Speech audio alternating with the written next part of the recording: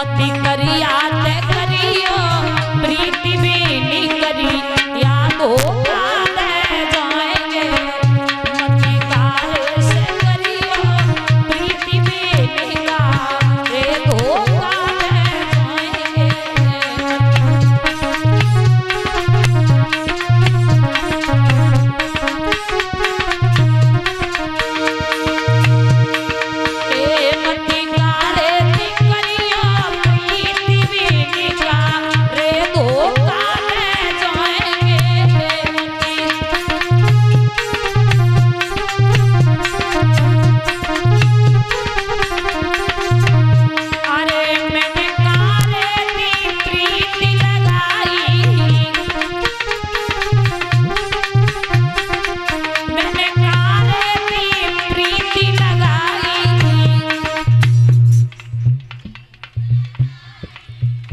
खाई बोल ले हो। लेकिन इन्हें देखो ऐसे ही कीर्तन गाए जाते हैं।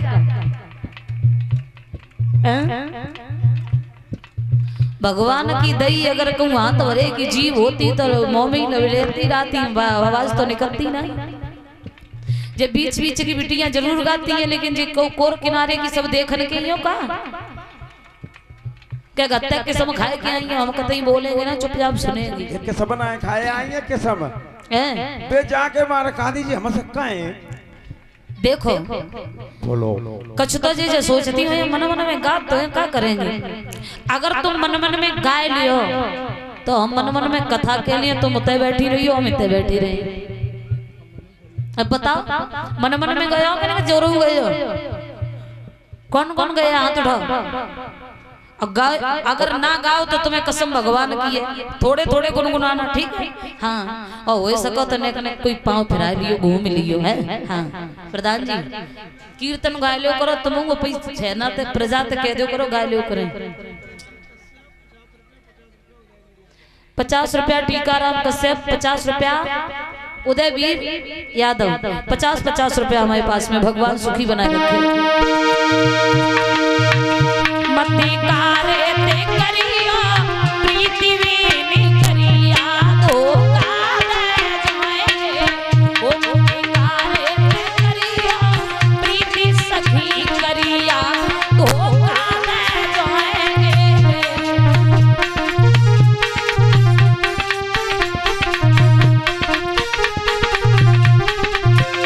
अरे मैंने कारे की प्रीति लगाई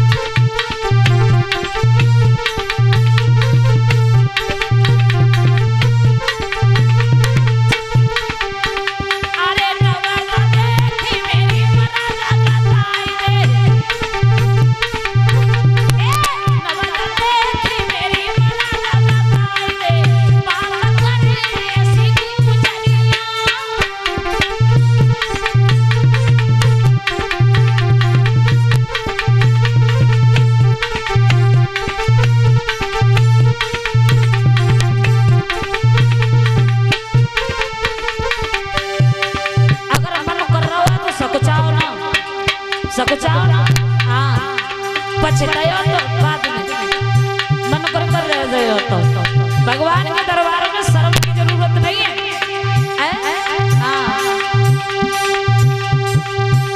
अरे प्रेम दीवानी नहीं गोपियां, अरे प्रेम दीवानी भाई गोपियां पैर में जाए सावरिया।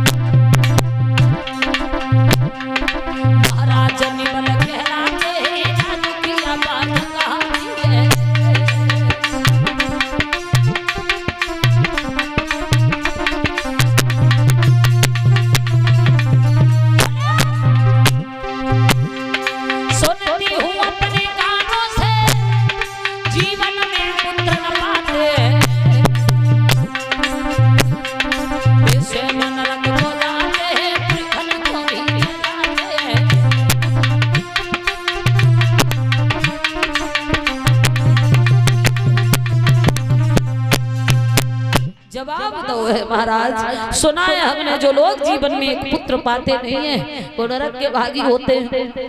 खुद तो नरक में जाते ही जाते हैं लेकिन संग में परिवार वालों को भी ले जाते हैं।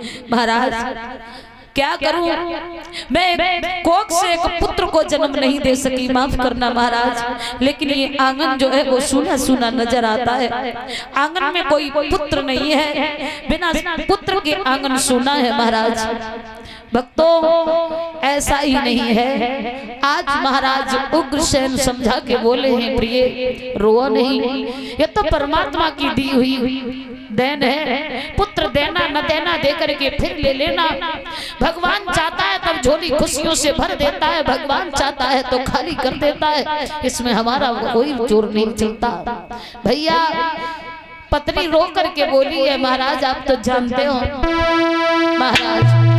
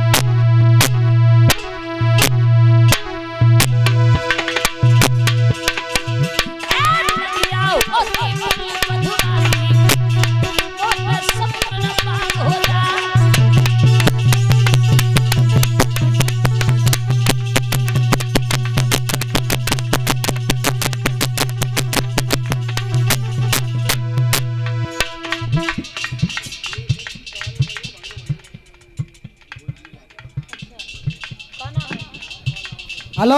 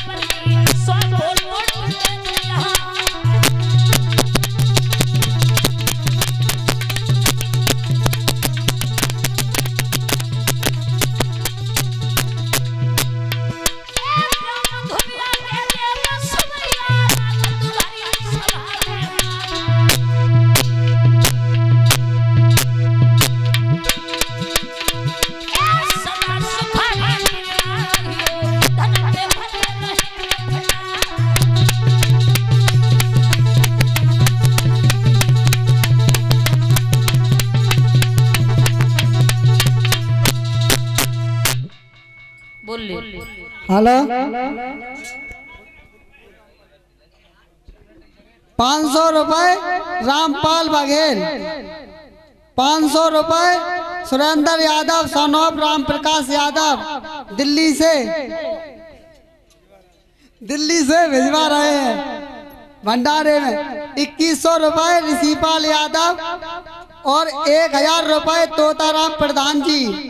500 रुपए मुन्नालाल जाटव डीलर, 500 रुपए अशोक जाटव, 500 रुपए इतवारी जाटव, 100 रुपए भूप सिंह कश्यप। बोलो गोविंद भगवान की जय। शंकर भगवान की। आए एक भजन है सुना देती हूँ। रामपाल पाली की ओर से जो 101 रुपया हमारे पास में है। भगवान श्याम सुंदर परसों की कहकर चले गए और जब वर्षें गुजरने लगी है तब वर्ष की गोपियां भगवान को याद करके कहती हैं लला नीलेश श्याम जीवन भर साथ निभाने को और अचूक समय खाई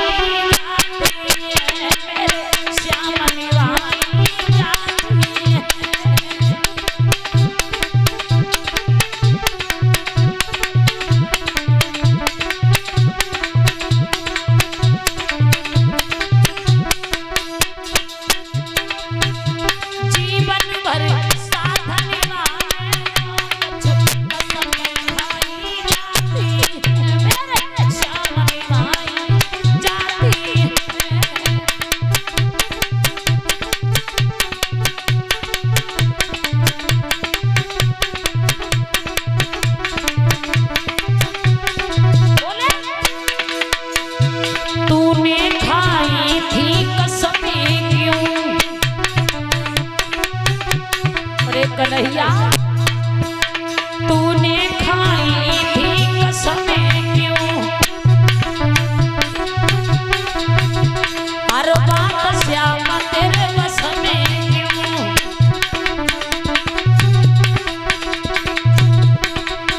तेरे क्यों तुम्हारा भूल गए मेरे समझ नहीं आती मेरे श्याम भाई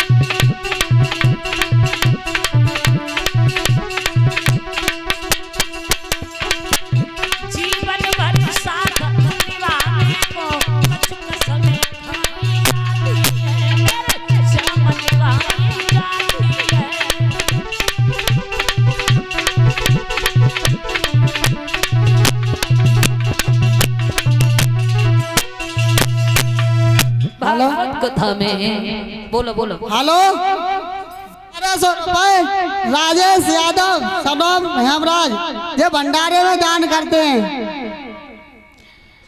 श्री सुखदेव जी महाराज समझा करके कहते हैं परीक्षित से राजन परीक्षित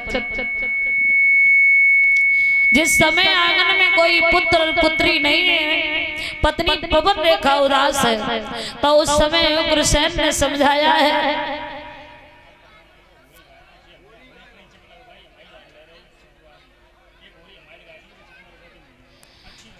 भक्तों, उग्रसेन ने कहा है प्रिय अगर तुम यहाँ रहोगी घर में तो तुम्हारा चित्त भगवान वो संतान के प्रति व्याकुल रहेगा। एक काम करो, तुम वन विहार करने चली जाओ। एक बात बताओ, ये पीछे इतने लोग खड़े हैं, कोई खास मीटिंग चल रही है क्या? ये पीछे जो लोग खड़े हैं कोई खास बातचीत चल रही है पीछे? तुमसे ही कह रहे हैं जो लोग खड़े हो। सभी लोग बैठ जाओ भैया। अगर कह देते तो बुरा मान जाते हो, पहले से ही बैठ जाया करो ना। अगर आप एक खड़े होगे तुम्हारे पीछे 4 लोग और खड़े हो जाएंगे हैं? तुम किसी और से नहीं कहोगे और किसी और से नहीं कहेगा तो फिर कैसे बात बनेगी? अरे ओ प्रधान जी, प्रधान जी आप एक तरफ बैठ जाओ, जिस किसी को जरूरत है उधर बैठ जाओ या इधर बैठ जाओ। तुम्हारे सारे लोग बहुत खड़े हो जाते हैं। बड़े भैया बैठ जाओ, इज्जत ना घट जाए तुम्हारी।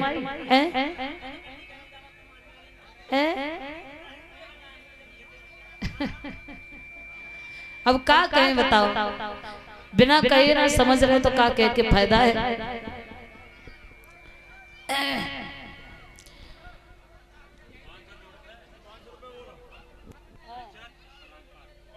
अच्छा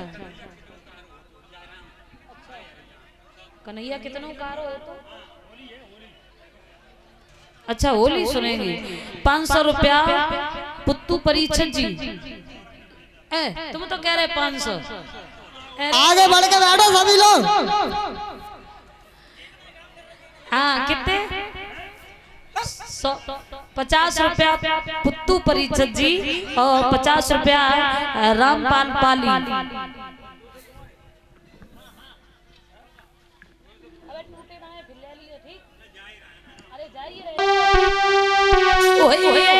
सत्यानाश अधर्मी धर्म बिगाड़ो।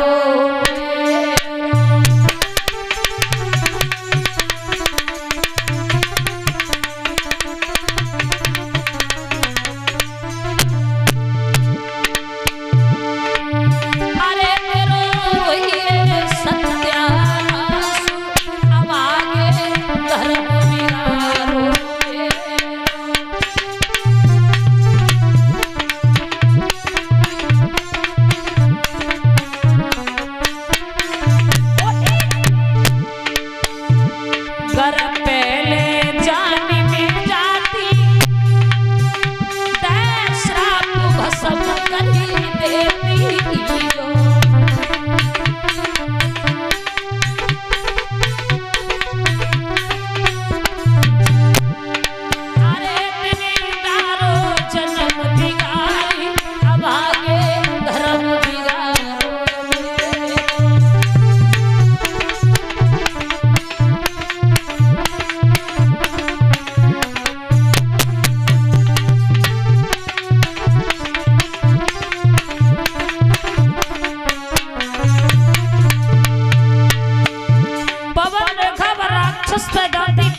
कहने लगी अरे दुष्ट, अगर मैं पहले जान जाती मैं तुझे श्राप देकर भस्म कर देती। बुरा भला कहने लगी। 50 रुपया मोहरम सिंह यादव कमनपुर वेला के है।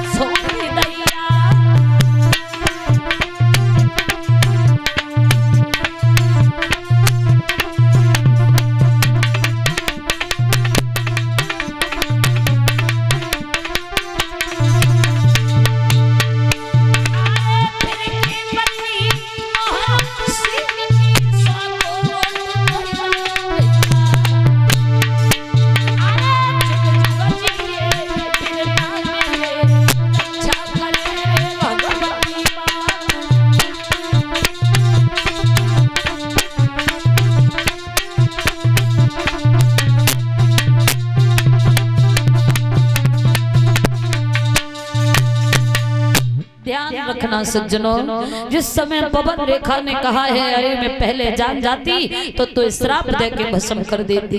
राक्षस कहने लगो अरे पवन रेखा वैसे ही नाराज हो रही है, अरे तेरी गोद खाली थी, सुंदरता का काम की थी, अब मेरे सहयोग से तेरी कोख से एक पुत्र पैदा होगा और वो पुत्र ऐसा होगा जिसे भूतल पर कोई हराने वाला नहीं होगा, बड़ा बलवान होगा। राक्षस कहने लगा सुनो, जो मेरे संयोग से पुत्र होगा वो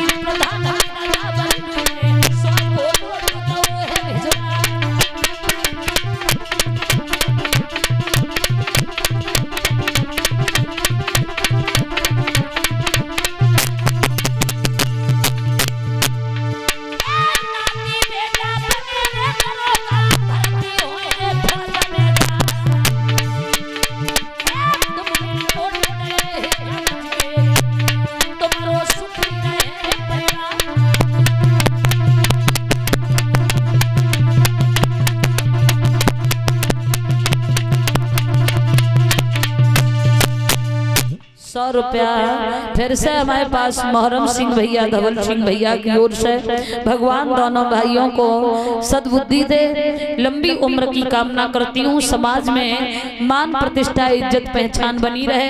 दान करने के लिए हाथ ऐसे ही आगे की ओर बढ़ते रहे। भागवत कथा में सुखदेव जी महाराज कहते हैं परीक्षित से राजन परीक्षित जिस समय यानी पवन रेखा से वो राक्षस कहता है कि रानी हमारे संयोग से जो तुम्हारी कोख से लड़का होगा बड़ा बलवान होगा, कोई उसे हराने वाला नहीं होगा। अगर साक्षात इंद्र आ जाए तो इंद्र भी हार के जाएगा। ऋषि मुनि महात्माओं को बहुत सताएगा। अंतिम समय जब आएगा तो साक्षात परमात्मा को अवतार लेना होगा। ऐसा होगा वो लड़का। भैया ऐसा ही नहीं है, राक्षस चला गया, पवन रेखा घर की ओर आई है। ये दान दाताओं के नाम इस प्रकार हैं।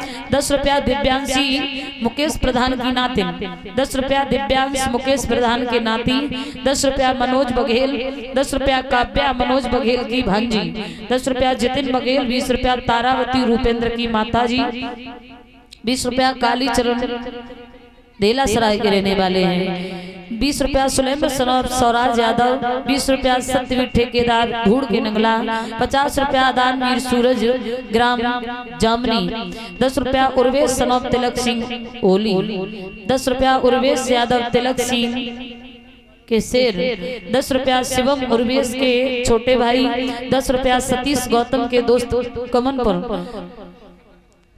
20 रुपया ब्रजेश, 20 रुपया अंकुर सैसवान दोनों दोस्त हैं, 20 रुपया अर्चित सनौब प्रेम सिंह यादव, 20 रुपया सोमू यादव सनौब राम बहादुर, 50 रुपया सरजीत सुपुत्र बागेश यादव धुबिया, 20 रुपया मनोज पाल, 20 रुपया जितिन पाल दोनों भाई, 20 रुपया भुवनेश यादव कमनपुर वेला, 10 रुपया निशु यादव कमनपुर वेला, 10 रुपया दामोदर यादव कमनपुर वेला, 10 रुपया देवेंद्र यादव कमनपुर वेला, 10 रुपया प्रिंस कुमार सुपुत्र अशोक जाटव धुबिया, 10 रुपया वीरेश जाटव, 20 रुपया महिपाल यादव, 20 रुपया सूर्यांश पुत्र उमेश यादव, 10 रुपया मानव यादव समव दानवीर यादव, 10 रुपया नेम श्री, 10 रुपया निशांत नेम श्री की भतीजी,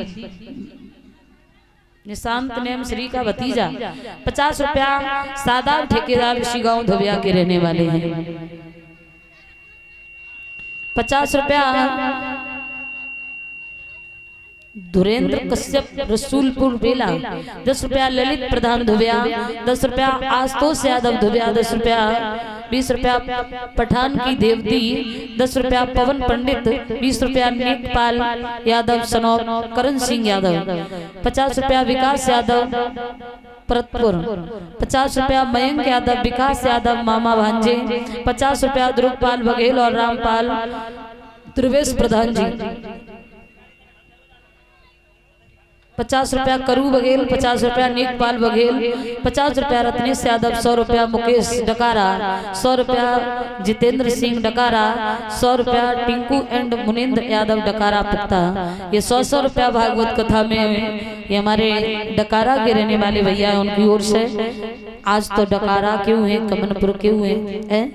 तुम्हारा गाँव कमनपुर में बहुत गो, आज तो व्यवहार पूरा होएगा, आज तो आए गए। हाँ, उम्मीद जो है कि वे और लोग आ सकते हैं और बदले व्यवहार तो बात लौटाना चाहिए। कहाँ कितनी पुरानी भागवत वही थी, पूरा धोया पहुंचत तो वहां के 4 लोग आए तो शायद है कुछ और आ सकते हैं। अब जतो मोहरम वही पता होया कौन सी सन में कराई थी, लगभग 12 सन थी, 13 लास्ट थी। हाँ, अब देखो तुम्हारे लोगों को इतना बड़ो एहसान है जो आज आपके क्षेत्र में कमनपुर और डकारा 2 गांव में लगभग बहुत साल से आनो जानो है, बीच में थोड़ो कम होएगा है। और आज धोबिया से भी जुड़े गए, 3 गांव से जुड़े हैं और तीनों गांव के लोग इकट्ठे बैठे हैं, बड़ी खुशी हो रही है। भगवान सदा सुखी बनाए रखे, धन की आयु की कामना है। बोल गोविंद भगवान की। पवन रेखा जो उग्रसेन की पत्नी है, राक्षस ने कहा है मेरे संयोग से तुम्हारे जो लड़का होगा बड़ा बलवान होगा। मरने का अंतिम समय जब आएगा तो साक्षात भगवान को अवतार लेना होगा। पवन रेखा घर लौट गई। गर्भ का समय धीरे धीरे जब पूरा हुआ है, पवन रेखा ने ये बात किसी को बताई नहीं। और गर्भ का समय जब पूरा हुआ, पवन रेखा ने घोर घड़ी नक्षत्र में कंस को जन्म दिया। और जब कंस पैदा हो तो भूतल पर पाप और अत्याचार, आंधी तूफान आने लगे। धीरे धीरे जब ये कंस बड़ा हुआ तो बचपन में अपने साथ के बच्चों को खेल ही खेल में परेशान करने लगा। किसी को काली दे में पटक देता, कोई यमुना में पटक देता है, किसी को पेड़ से नीचे पटक देता है। भैया बचपन में जब कंस ने बचपन में बच्चों के अपने वजन कितने बच्चे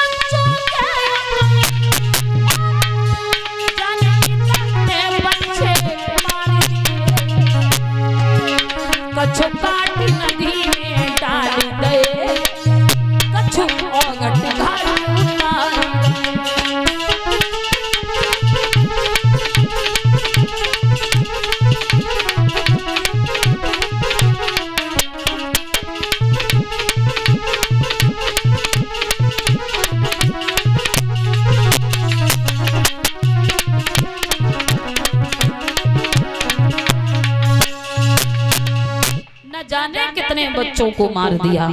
कंस के पास शिकायतें आई, तुम्हारे कंस ने हमारे लला को आज हाथ तोड़ दो, कोई बोलो पैर तोड़ दो, कंस को समझाओ है। तो कंस ने एक भी बात नहीं समझी।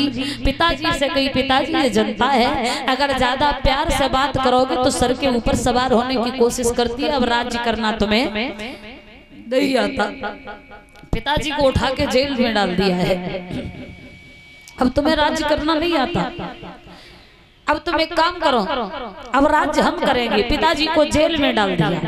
अरे भक्त, कहाँ एक समय वो था, पुत्र पिता की आज्ञा पाकर 14 वर्ष वनवास में काटे थे, और आज वही कंस पिता को जेल में डाल देता है, स्वयं राजा बन जाता है। सोचा करती हूँ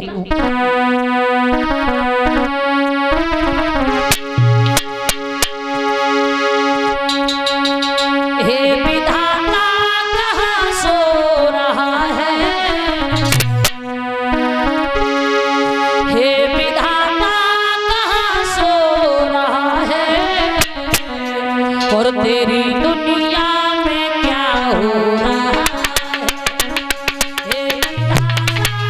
है, सो रहा है, तेरी दुनिया में क्या हो रहा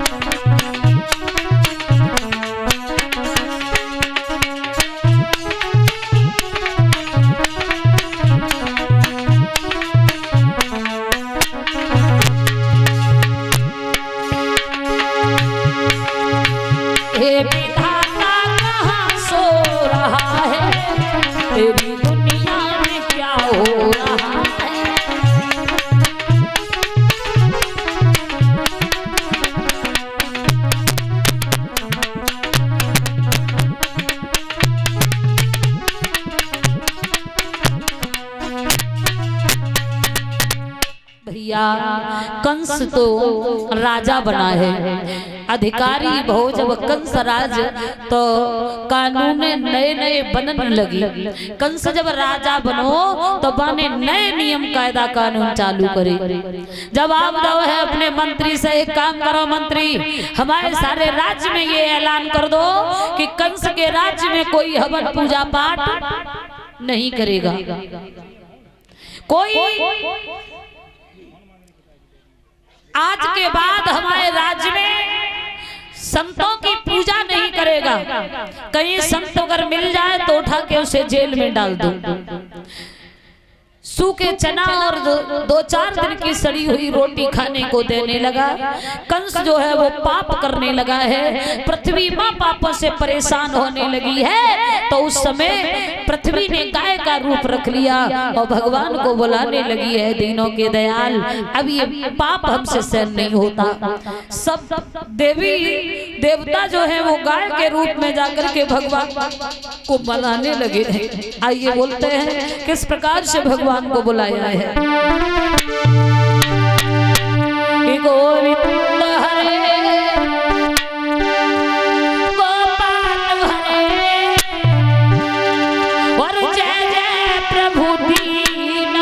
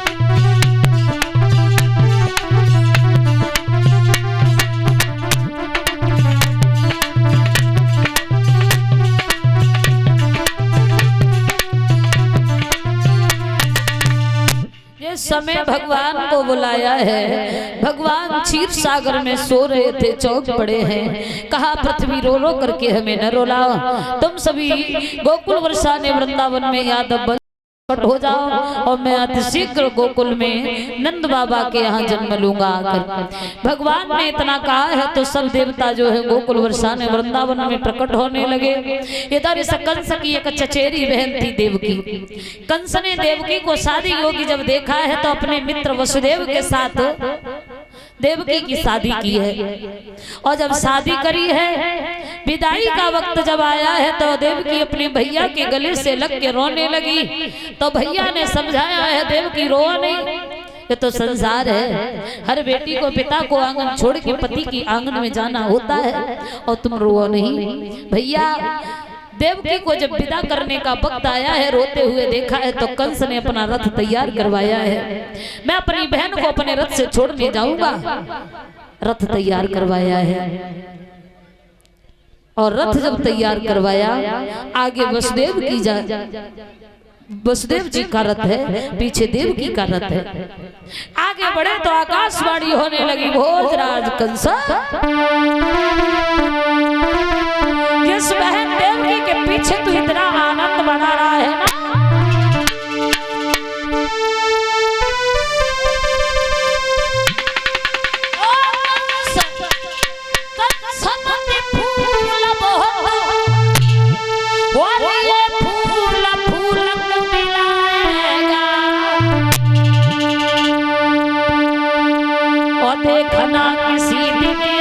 फूल रस तुझको धूल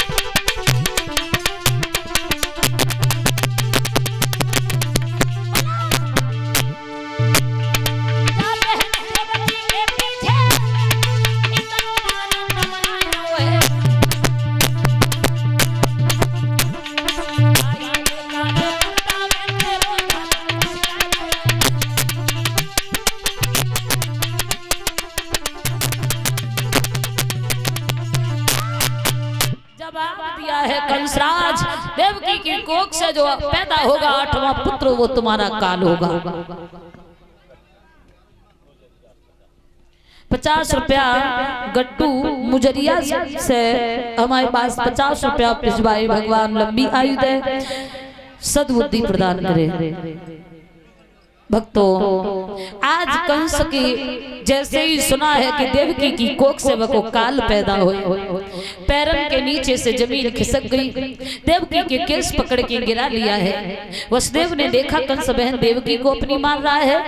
आगे बढ़ के बोले कंसराज देख रहे हो ये तुम्हारी बहन है और तुम अपनी बहन को मार रहे हो। जवाब दो महाराज क्या करें। आप जानते हो देवकी की कोख से हमारा काल पैदा होने वाले हो और हम ये चाहते हैं जिस पेड़ में वो कड़वा फल आएगा हम वो पेड़ जड़ से खत्म कर देंगे तो कड़वा फल नहीं आएगा।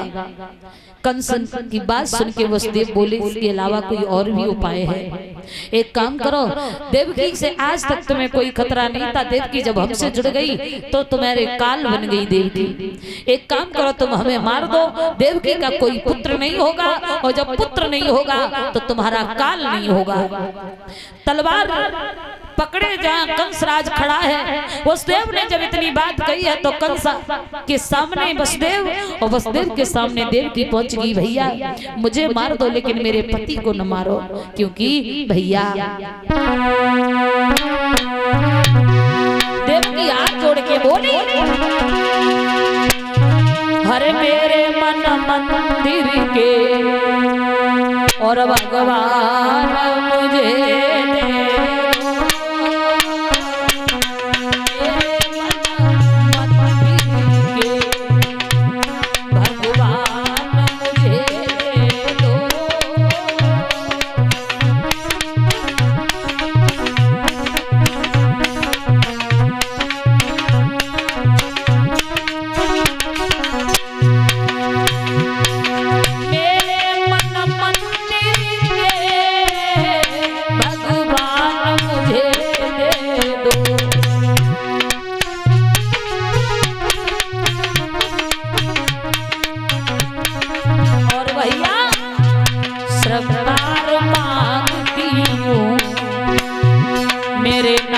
मुझे दो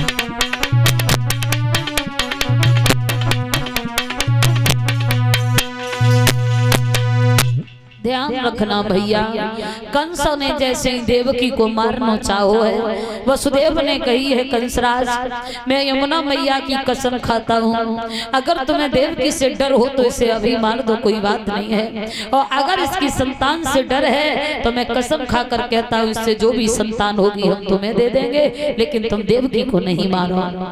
जब कंस ने अपनी बहन और बहनोई वसुदेव दोनों को जेल में डाल दिया है और जेल में देवकी ने प्रथम पुत्र को जन्म दिया है, वसुदेव जी लेकर भी आए, लेकिन